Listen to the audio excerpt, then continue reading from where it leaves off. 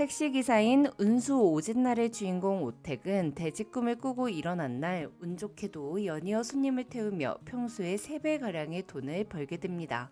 복권을 산 후 집 앞에 주차를 하고 영업을 끝내려는 순간 대구에서 목포까지 따따블을 주겠다는 손님을 태우게 되죠.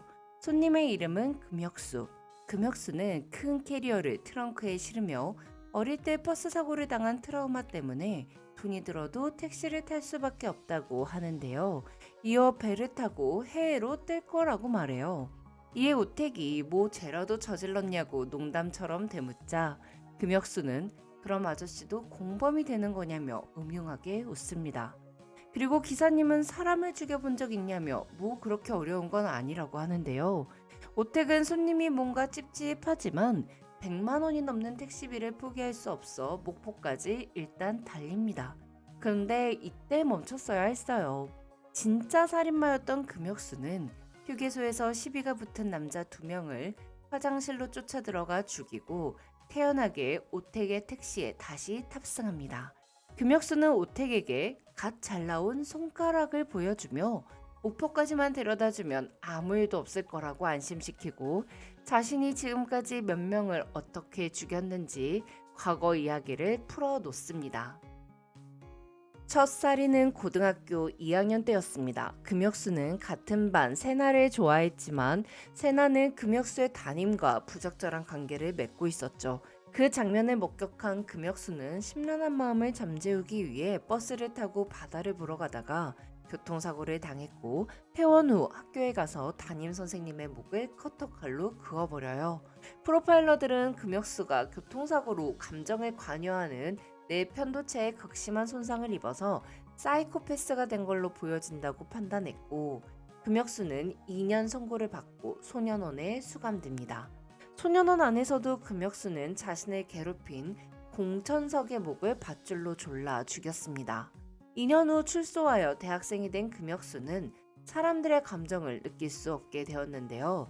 또한 공천석의 환영이 금혁수에게 말을 걸며 살인을 부추기죠. 금혁수는 살아있음을 느끼기 위해 살인을 한다는 말도 안 되는 논리를 짓거리며 담임과 공천석 이후 3번째로 노숙자를 죽이고 시신을 치우지 않고 사건 현장에 그대로 두어 시체를 바라보는 사람들의 표정을 보며 카타르시스를 느낍니다. 이후 금혁수는 좀 더 빠르고 확실하게 사람을 죽이기 위해 필요한 정보들을 공부하고 칼을 사서 첫사랑 세나의 이름을 붙여준 후 노숙자들을 10명가량 더 죽이게 돼요. 노숙자는 너무 쉽다고 느낀 금혁수는 체구가 좋은 같은 학교 최대생을 보고 도전해보고 싶다는 욕구를 느끼게 되는데요. 여기까지 금혁수가 이야기를 했을 때 택시는 목적지인 목포항까지 1시간 42분이 남아 있었습니다. 이미 선물로 100만 원을 받아버린 오택은 살인마 손님의 비위를 맞춰주며 버틸 생각으로 적당히 호응을 해주며 금혁수의 말을 계속 듣습니다. 금혁수는 최대생이 헬스장 아르바이트가 끝나고 집으로 돌아가는 동선을 답습하며 CCTV 위치와 사각지대를 고려해 계획 장소를 구상했고 퇴근길에 맞춰 최대생을 칼로 찔러 죽였습니다. 최대생을 죽인 일까지 말한 금혁수는 오택에게 자기 이야기가 재미있는지 묻고 오택은 땀을 뻘뻘 흘리며 흔히 들을 수 있는 얘기는 아니라며 긴장하지 않은 척을 합니다. 한편 휴게소에서 벌어진 살인사건의 용의자를 쫓던 경찰은 휴게소 화장실 앞 CCTV를 보고 웃고 있는 금혁수를 유력 용의자로 추정하고 긴급 수배를 띄워요. 톨게이트마다 검문이 있을 것을 예상한 금혁수는 오택에게 트렁크를 열어달라고 한 후 캐리어에서 옷을 꺼내 갈아입고 파란 작은 가방에서 칼을 꺼내며 오택에게 세나를 소개합니다. 언제라도 세나에게 찔릴 수 있는 상황인지라 오택은 더욱 차분한 척 연기를 하며 금혁수의 이야기를 계속 듣습니다. 최대생을 죽인 후 금혁수는 다음 퀘스트를 깬다는 생각으로 천만배우 정경현을 세나를 사용하지 않고 죽이기 위해 서울로 올라갑니다.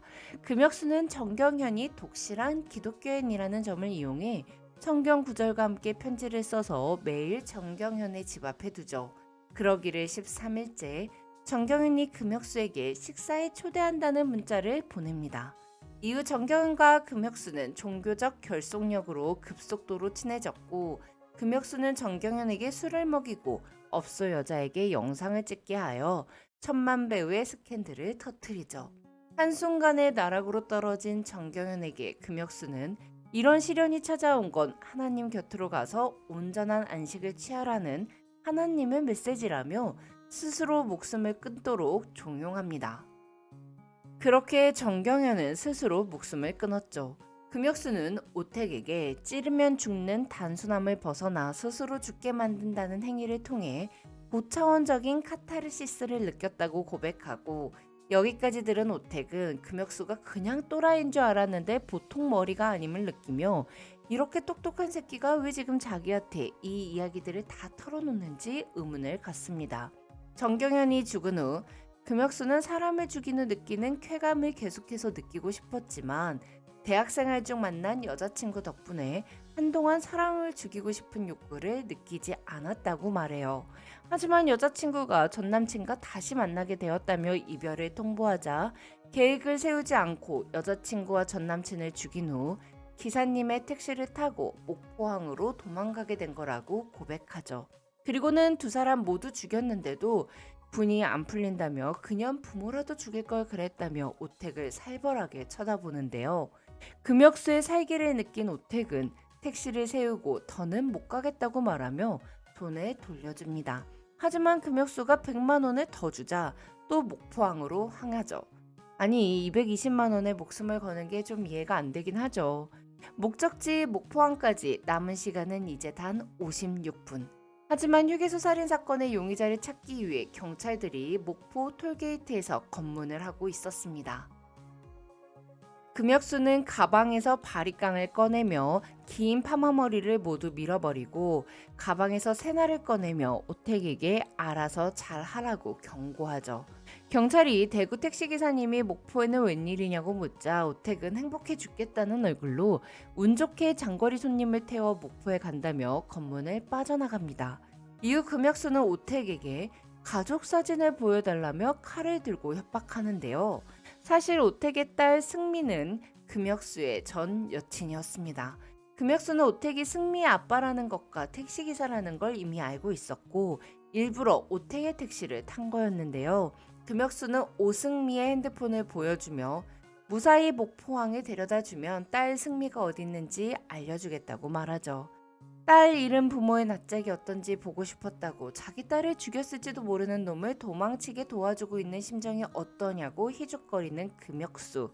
오택은 승미만 살릴 수 있다면 내가 대신 죽겠다며 오열하고 금혁수는 쉬운 살인, 어려운 살인, 육체적, 정신적 살인까지 다 해봤기에 마지막으로는 벼랑 끝까지 몰고 가서 그냥 살려주는 걸 해보고 싶다며 오택은 살려주겠다고 합니다. 이윽고 목적지 목포항에 도착한 오택과 금혁수. 하지만 목포항에는 경찰들이 대기를 하고 있었습니다. 오택이 금혁수가 자기 딸 승미를 죽였다는 걸 알게 된 직후 바지 주머니 안에서 핸드폰으로 112로 전화를 걸어 금혁수와 대화하는 척하며 살인 용의자와 목포항에 가고 있다는 정보를 112에 준 거였죠. 경찰을 보고 화가 난 금혁수는 오택의 복부에 새날을 날렸고 그 순간 택시 밖에 있던 경찰들이 금혁수에게 총을 발사했습니다. 복부에 자상을 입은 오택은 끝까지 정신을 부여잡고 딸 승미가 어디 있는지 물었고 금혁수는 4시간 동안 같이 타고 왔다고 말한 후 지금까지 자신이 죽인 사람들의 환영을 보며 죽습니다. 그리고 오택은 택시 트렁크 안에 있는 캐리어를 열고 딸 승미의 시신을 확인하며 기절합니다. 그렇게 돼지 꿈을 꾼 운수 좋았던 날 딸은 죽었고 복권은 1등에 당첨이 됐습니다. 그날 이후 오택은 극도의 스트레스로 인해 급격하게 노화가 진행됐고 우울증과 대인 기피로 10년간 일상생활을 할 수 없었어요. 오택은 잊혀져가는 딸의 얼굴과 달리 딸을 죽인 금혁수의 얼굴만은 또렷하게 떠올라 괴로워하고 금혁수의 새나가 들어있던 파란 가방을 들고 10년 만에 처음으로 운전대를 잡고 택시 운행을 하며 금혁수에게 복수하듯 승객들을 죽이죠. 지금까지 잼잼 리뷰였습니다. 감사합니다.